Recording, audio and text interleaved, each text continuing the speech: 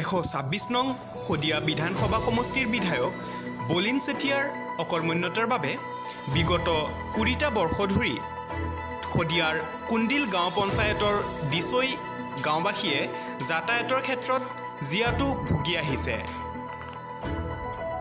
শদিয়াৰ কংগ্ৰেছী যুৱনেতা ঋষি চতিয়াই সম্পূৰ্ণ নিজৰ পকেটৰ ধন খৰচ কৰি দিছৈ গাঁৱৰ প্ৰায় 1.5 কিলোমিটাৰ পথ নিৰ্মাণ কৰাৰ আজি শুভ উদ্বোধন কৰা পৰিলক্ষিত হয়। যাতায়াতৰ ক্ষেত্ৰত জিয়াটো ভুগি অহা দিছৈ গাঁওবাসীয়ে আজি যুৱনেতাগৰাকীৰ এনে আদৰ্শ কৰ্মৰ বাবে উৎফুল্লিত হৈ পৰে। ইয়াৰ পূৰ্বেও যুৱনেতা ঋষি চতিয়াই কুণ্ডিল পঞ্চায়তৰ গশালা গাঁৱৰ প্ৰায় 3 কিলোমিটাৰ জৰাজীৰ্ণ পথ নিৰ্মাণ কৰি যাতায়াতৰ সুব্যৱস্থা কৰি দিয়াত ৰাইজৰ মাজত প্ৰশংসনীয় হৈ পৰিছিল।